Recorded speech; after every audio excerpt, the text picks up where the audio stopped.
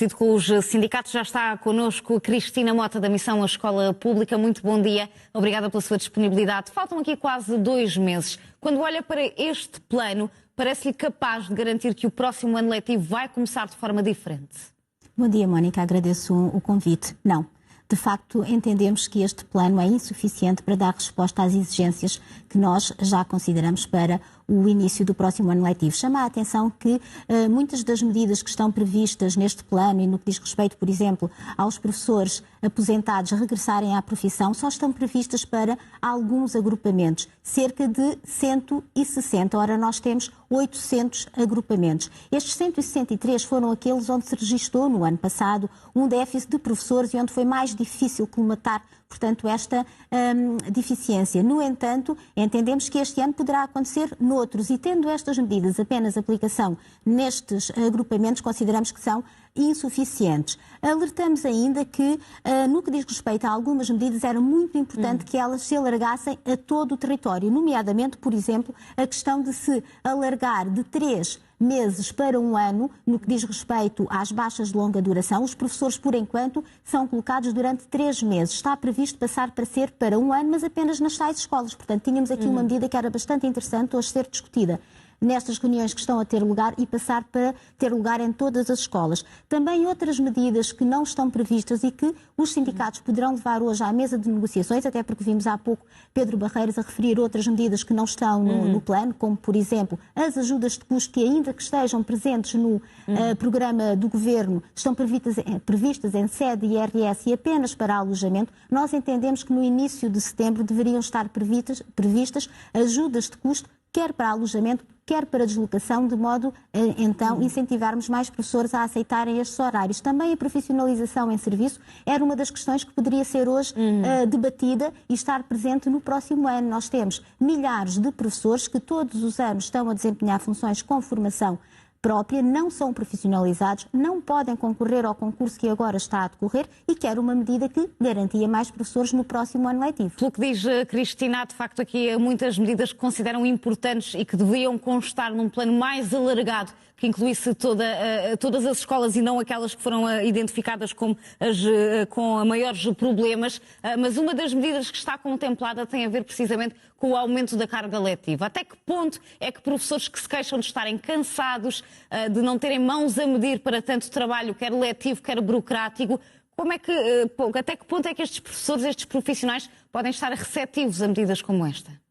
Ora bem, estamos a falar da revisão da Portaria 814 de 2005 e que hoje também está em negociação nas reuniões que estão a ter lugar. Preocupa-nos que esta medida, que supostamente será transitória, ou seja, passar das 6 horas possíveis de acumulação para as 10 horas, passe a ser obrigatória. E temos aí, de facto, um problema. Como a Mónica disse muito bem, os professores estão cansados.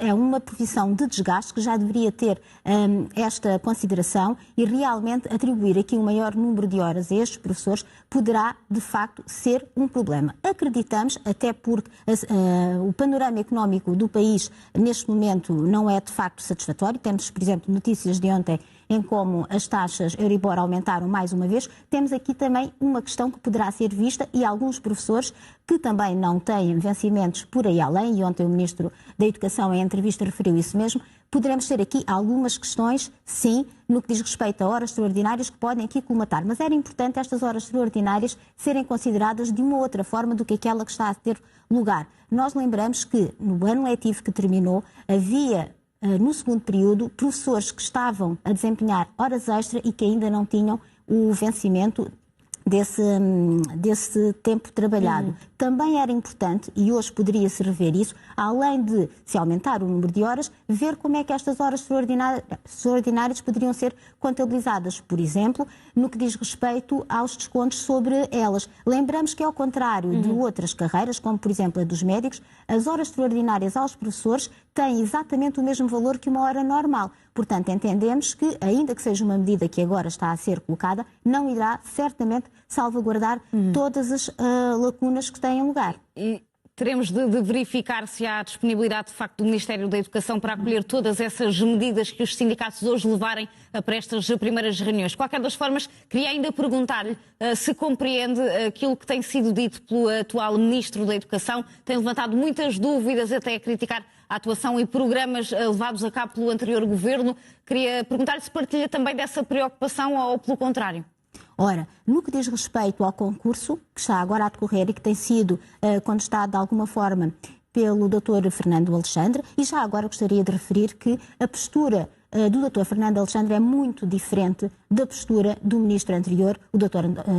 João Costa. É, de facto, uma postura diferente e uma postura que vem ao encontro daquilo que os professores pretendem e gostariam de encontrar no Ministério da Educação. Ainda assim, será necessário rever uma série de medidas e algumas das questões que o Dr. Fernando Alexandre defende. Por exemplo, no que diz respeito ao concurso que está agora a ter lugar. Este é o melhor sistema e modelo de concurso que nós podemos ter. Ao contrário do que foi dito, e ser substituído por um outro, nunca será tão transparente quanto este, nem tão justo. No que diz respeito às vagas, que agora também foram motivo de notícia, às tais 6.000 vagas que estão a levar a alguns professores a concorrer, aliás, 6.000 professores a concorrer à mobilidade interna, nós chamamos a atenção que certamente são vagas que, por volta de setembro, serão absorvidas pelas lacunas do sistema. Nós lembramos que neste momento nós temos falta de professores, não temos falta de horários. Se neste momento existem escolas que não têm horário para atribuir neste momento aos professores, existem várias formas de contornar esta situação. E antes de procurar culpados para a situação, temos de encontrar respostas. Por exemplo, no que diz respeito aos horários das disciplinas que funcionam por turnos, que por enquanto só se é possível desdobrar a turma com 20 alunos. Por exemplo, era aqui uma medida também hoje a ser ponderada e diminuir este número de alunos, tal como atribuir coadjuvações nas escolas onde existem estes professores que neste momento não têm horário para dar resposta, por exemplo, ao insucesso que nós encontramos em algumas turmas. Cristina Mota, muito obrigada pelo contributo que deu aqui na edição da manhã. De continuação de um bom dia. Bom dia, obrigada.